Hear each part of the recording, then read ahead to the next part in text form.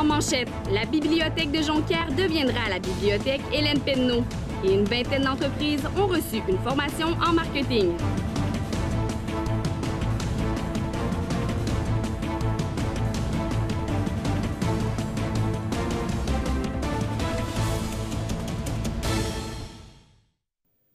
Bonjour, mesdames et messieurs, bienvenue à ce web journal du mardi 5 février 2019.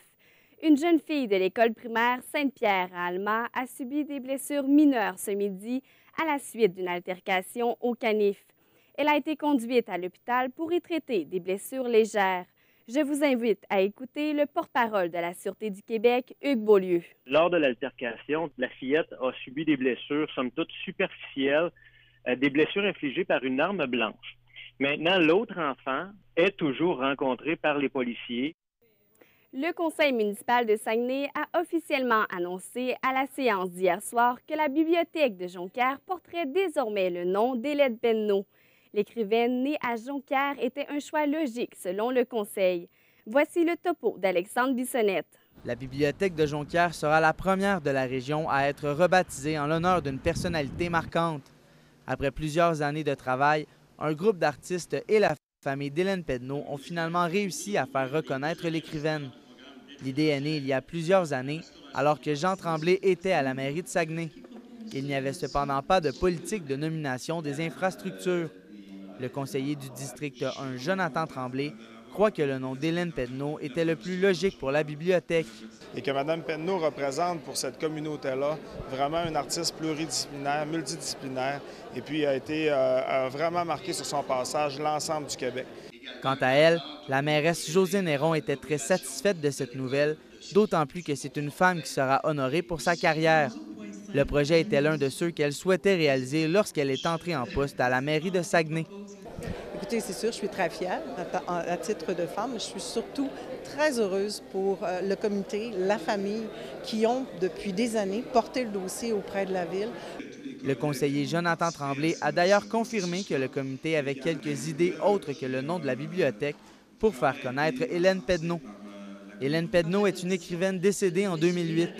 Féministe reconnue, elle s'est notamment faite connaître par ses apparitions dans des émissions de radio ainsi que par plusieurs de ses écrits tels que Chroniques délinquantes dans le magazine La Vie en rose. Elle a aussi écrit des chansons de plusieurs artistes comme Richard Séguin et été scénariste pour le théâtre et la télévision. La bibliothèque de Jonquière portera officiellement le nom d'Hélène Penneau dès le printemps 2019. Alexandre Bissonnette, ATM Nouvelles, Saguenay. Le nouveau nom de la bibliothèque de Jonquière est maintenant officiel, nommé en l'honneur d'Hélène Penneau, écrivaine et féministe native de Jonquière. L'héritage de Mme Penneau sera maintenant à tout jamais gravé dans la culture régionale. Mon collègue Adam Bourbonnière a rencontré plus tôt ce matin la sœur de la défunte artiste Raymonde Penneau. C'est un honneur, ça n'a pas de bon, on ne peut pas décrire ça. Moi, quand j'ai eu le téléphone, je pensais que c'était une salle. Et lorsqu'on m'a dit non, c'est la bibliothèque, les émotions sont remontées et j'ai versé une petite larme. C'est quelque chose, j'ai été sur un high toute la journée.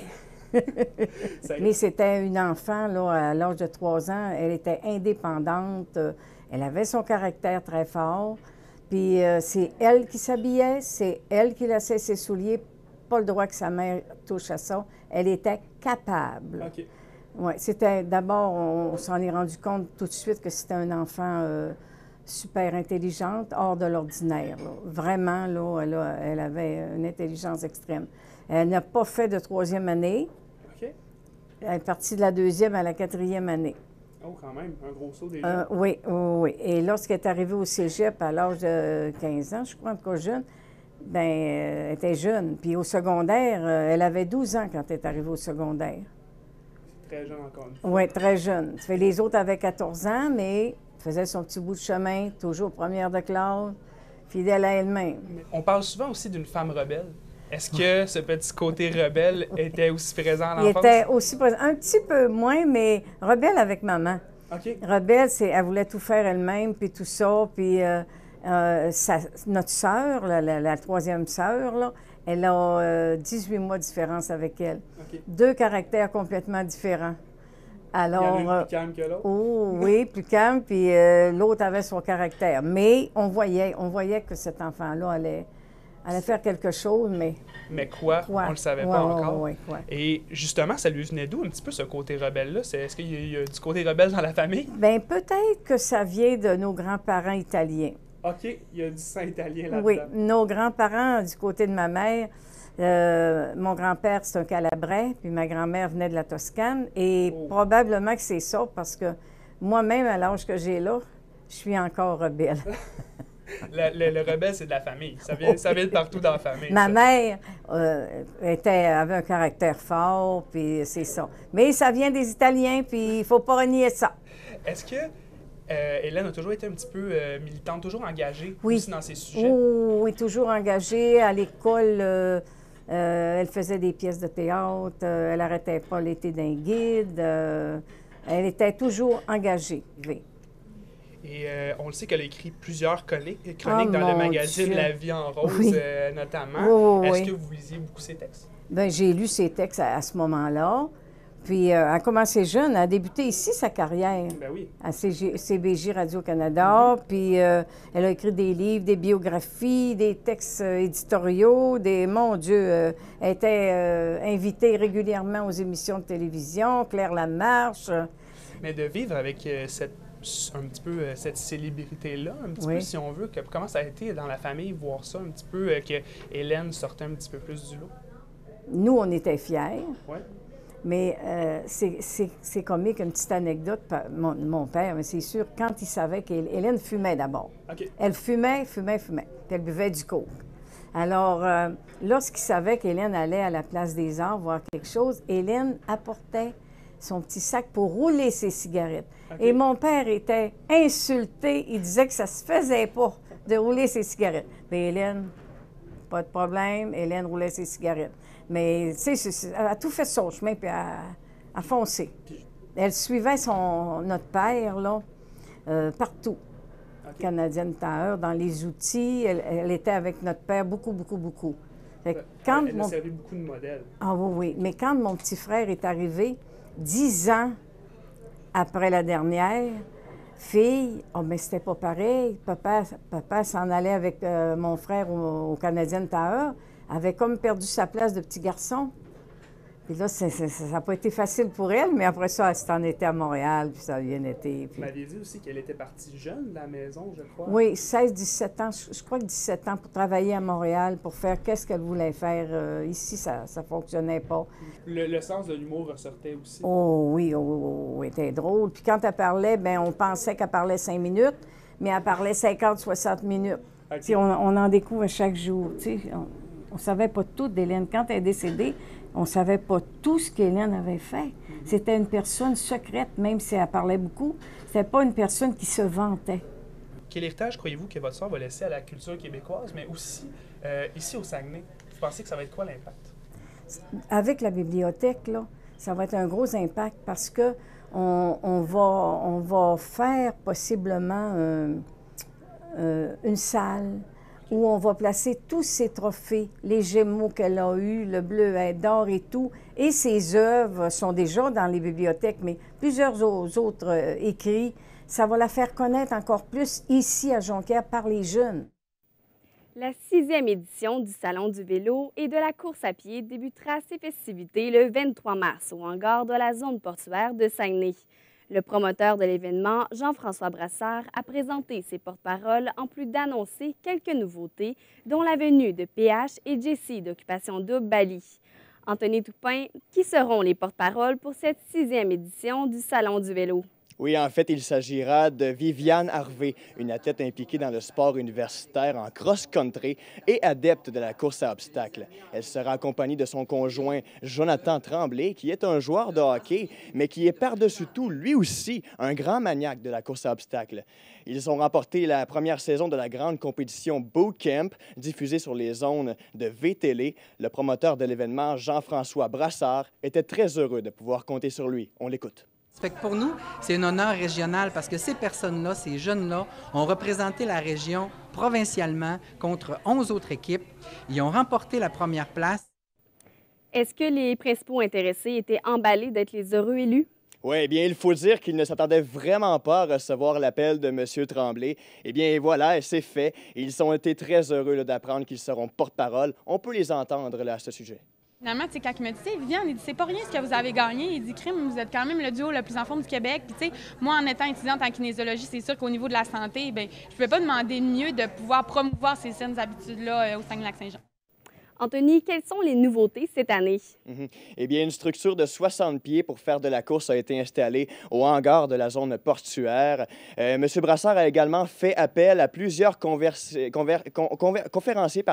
diversifiés pour le bonheur des visiteurs. Entre autres, les participants d'Occupation Double Bali, PH et Jessie y seront pour une conférence sur l'alimentation végane, en plus de présenter leur nouveau livre « Végane, mais pas plate ».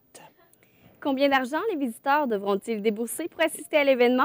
Eh bien, le salon ouvrira ses portes le 23 mars dès 9h30. Un coût d'entrée de 7,50 $ sera exigé à toutes les personnes de 13 ans et plus, 5 $ pour les 6 à 12 ans et un forfait familial de 20 $. Merci, Anthony Toupin. Au plaisir. Avec la pénurie de main-d'œuvre qui frappe le Saguenay, une cinquantaine d'entreprises de la région participeront à la première édition du Salon Saguenay en emploi, qui se tiendra le 28 février au Delta Saguenay. D'ici à 2021, ce sont près de 27 000 emplois qui seront disponibles au Saguenay-Lac-Saint-Jean.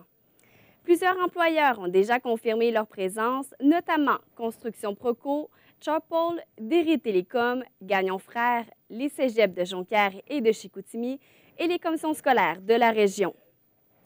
L'Académie de boxe Le Pugiliste d'Alma organise, en collaboration avec le Club de judo de la Baie, la deuxième édition du Souper Conférence. L'activité de financement se tiendra le 2 avril à l'Hôtel Delta de Jonquière. La somme amassée permettra d'aider les jeunes boxeurs et les judokas de la région dans leurs déplacements lors des compétitions. Le combattant ultime Olivier Aubin-Mercier, le boxeur Jean Pascal et le judoka Nicolas Gilles viendront présenter leur parcours respectif lors de ce souper bénéfice. La présidente du syndicat de l'enseignement du Saguenay, Aline Baudouin, affirme que la valorisation de la profession est importante pour l'avenir du métier. C'est dans le cadre de l'actuelle 25e édition de la Semaine des enseignants et enseignantes qu'elle insiste sur les conditions de travail. Nous recevons notre journaliste Anne-Laurie Asselin pour en parler. Anne-Laurie, comment l'enseignement peut-il être valorisé? En fait, elle insiste beaucoup sur la reconnaissance, et la reconnaissance non seulement de leur travail au quotidien, mais également de l'expertise des enseignants. Puis, elle mise aussi beaucoup sur les conditions de travail qui devraient être améliorées dans les prochaines années. On l'écoute. Depuis les dernières années, on a coupé plus d'1 milliard en éducation, et ça a des répercussions sur les conditions de travail des enseignants. Et donc, des conditions d'apprentissage des élèves, parce qu'un et l'autre, ça va ensemble. Et comment propose-t-elle d'améliorer les conditions de travail? Bien, elle croit qu'il faudrait d'abord réinvestir en éducation. En réinvestissant, on pourrait avoir plus de ressources, non seulement pour les enseignantes et enseignants, mais également là, pour les élèves de tous les âges. Donc, elle croit aussi qu'on devrait donner plus de temps aux enseignants pour réaliser différentes tâches, dont les tâches administratives, qui occupent un gros poids là, des tâches que les enseignants doivent réaliser finalement. Puis, elle croit dernièrement qu'on devrait revoir à la hausse le salaire là, vraiment de tous les enseignants, et non seulement ceux qui entrent sur le marché, mais ceux qui y sont déjà. On l'écoute. Les enseignants du Québec sont les moins bien rémunérés du Canada.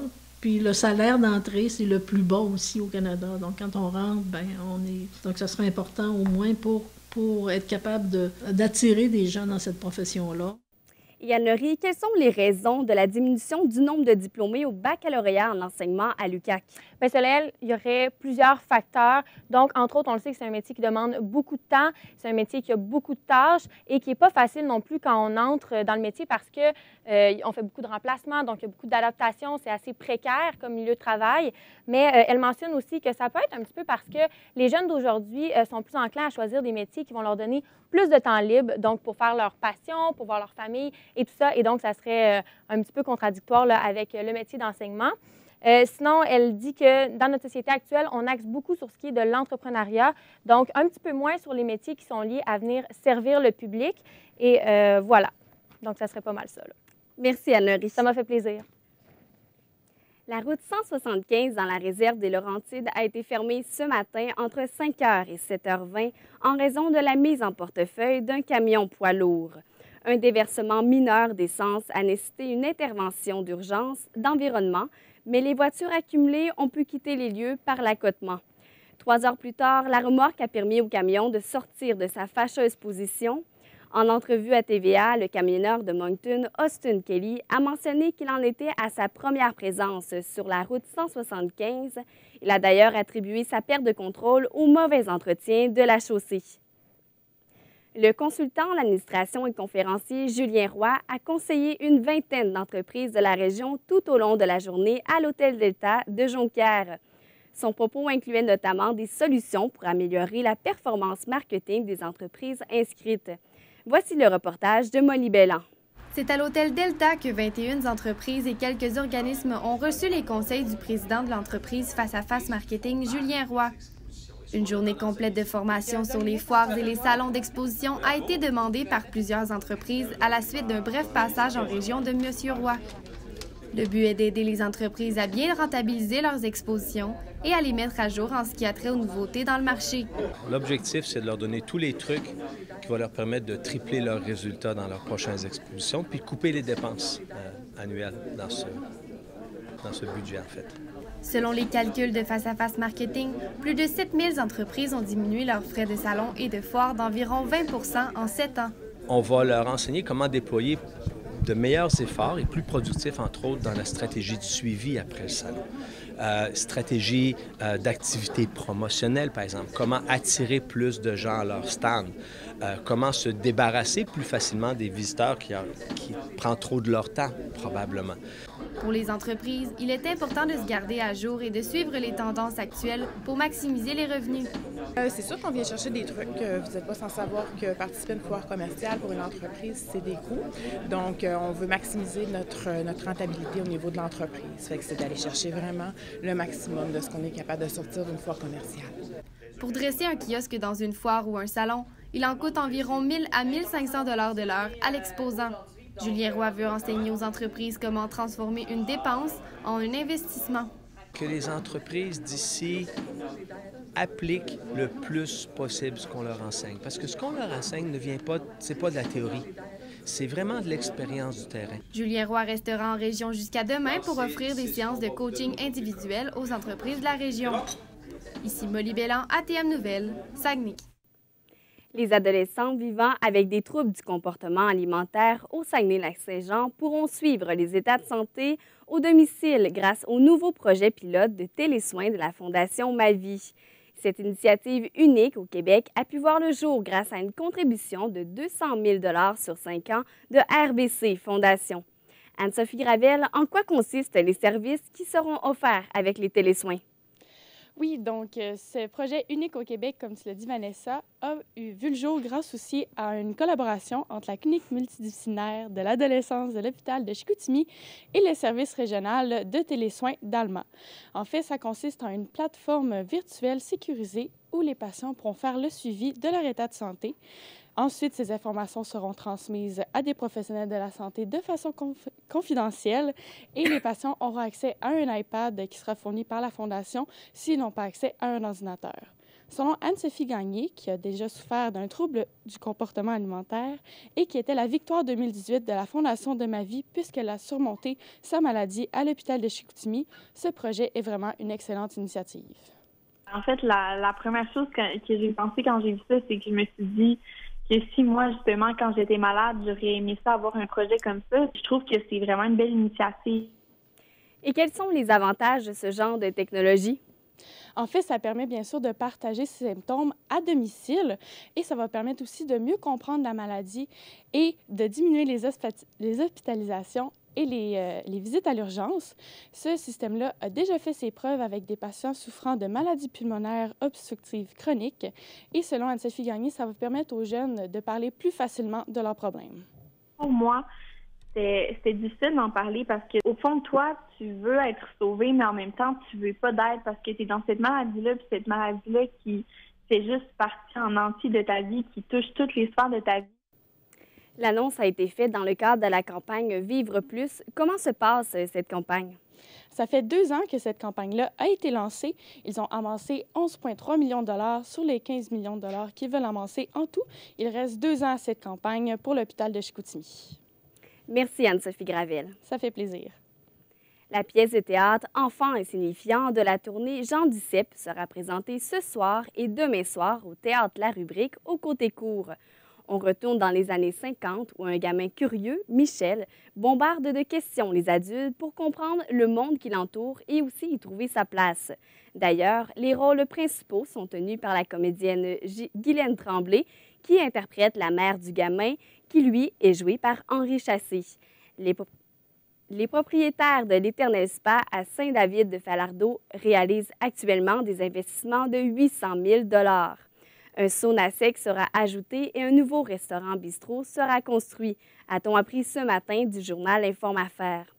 Alors que les travaux ont débuté à la fin 2018, le stationnement a été agrandi de 90 places et un bâtiment pour la relaxation sera dédié à l'aromathérapie. De plus, une autre source thermale sera ajoutée. Écouter le Super Bowl tout en soutenant une bonne cause, c'est ce que plus de 250 personnes ont fait lors de la grande messe du football américain dimanche dernier au Resto-Bar Mario Tremblay d'Alma. Une partie des profits de l'événement a été distribuée à la Fondation Alexis Le Trotteur, qui encourage les athlètes et artistes janois. Pour nous en parler, mon collègue Charles Camiran s'est entretenu aujourd'hui avec le président de la Fondation, Marc Villeneuve. Marc Villeneuve, bonjour. Bonjour. D'abord, qu'est-ce que c'est concrètement la Fondation Alexis Le Trotteur? La Fondation, nous, on existe depuis 1979, 40 ans presque. Donc, au début, ça a été mis sur pied pour aider à venir une athlète qui s'appelait Annie Potvin chez nous à Alma. On l'appelait la Fondation à l'époque, Fondation Annie Potvin. On ramassait des fonds pour qu'Annie Potvin était une athlète en athlétisme. Puis, les compétitions nationales, internationales, la Fondation ramassait des fonds pour elle. Puis, de fil en aiguille, à la retraite de Mme Potvin, la Fondation a poursuivi son œuvre, mais là, la Fondation a ramassé des fonds pour l'ensemble des athlètes. OK. Et puis, il est arrivé un moment donné à Alma, je pense, je n'ai pas les dates, là, mais il y a eu des finales régionales. Fait que la Fondation a ramassé des fonds au fur et à mesure des 40 dernières années. Et puis, il y a quelques années, on a intégré un volet culturel aussi à la Fondation, ce qui fait qu'aujourd'hui, on a un capital d'environ 470 000 $ où on ne distribue que des intérêts générés par le fonds.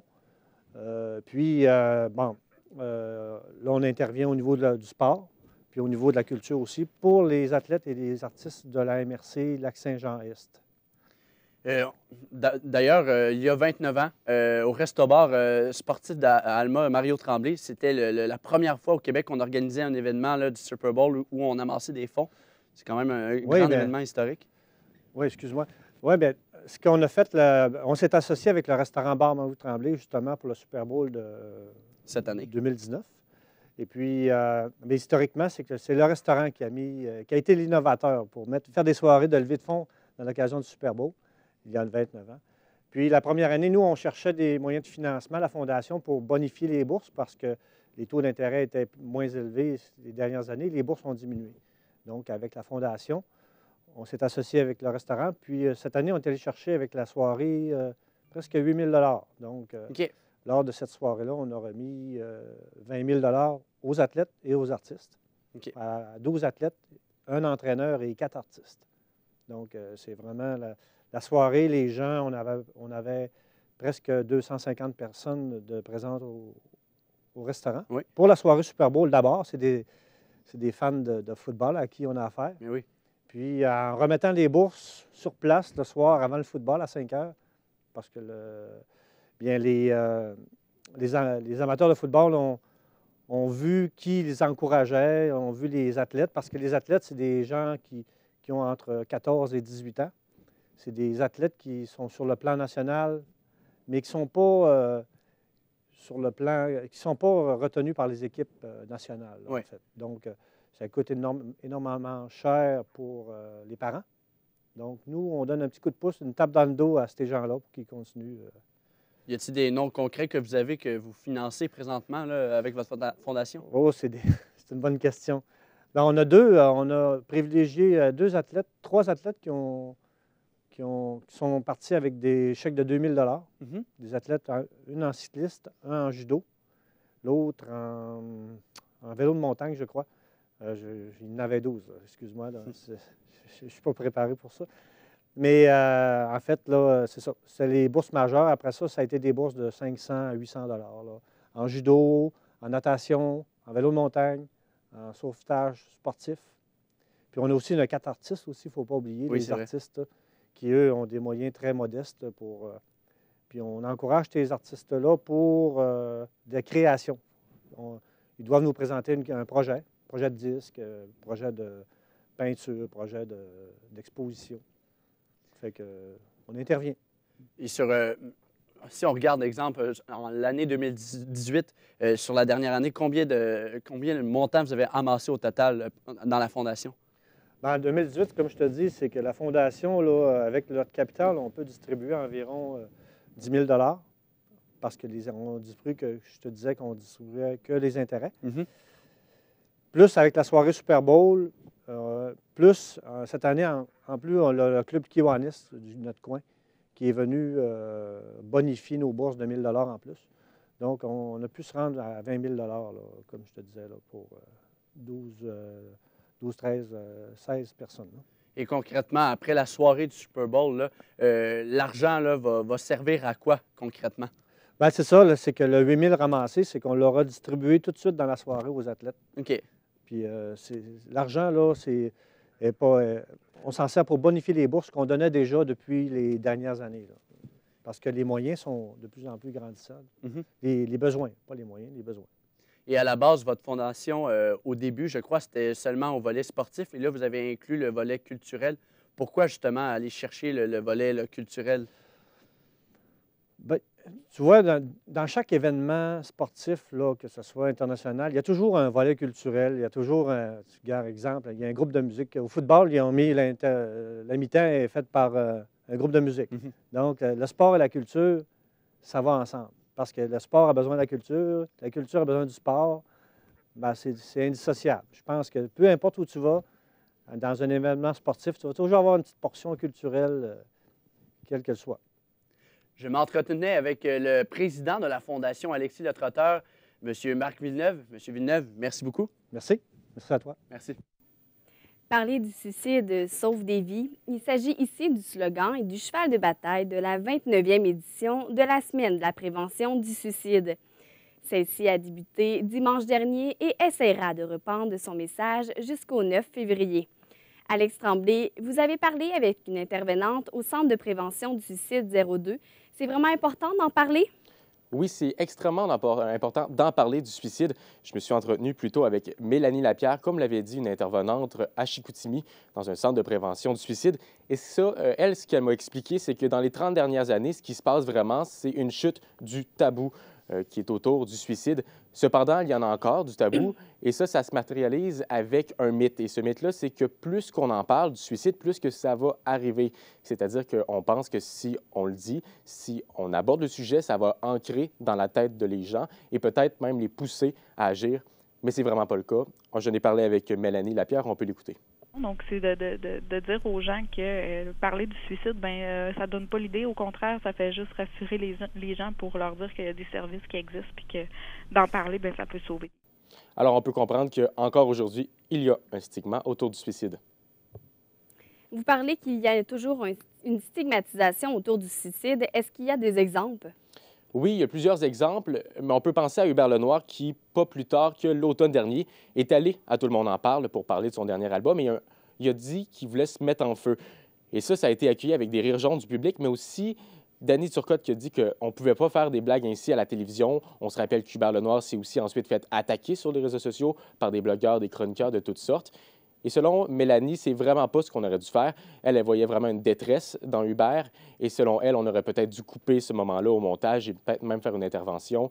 On écoute Mélanie encore une fois sur le sujet. Il faut toujours prendre au sérieux les personnes qui parlent de suicide, que ce soit lancé en blague ou pas. Donc, c'est là.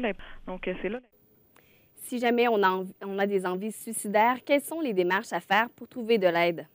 On peut se rendre sur la rue Joliette, c'est là, à Chicoutimi, que se trouve le Centre de prévention du suicide ici au Saguenay. Ou sinon, il y a une ligne qui est toujours présente 24 heures, c'est le 1-866-277-3553. Alors, on peut appeler n'importe quand dans la journée. Il va toujours avoir quelqu'un pour nous accueillir. Merci. Merci beaucoup, Alex. Ça fait plaisir.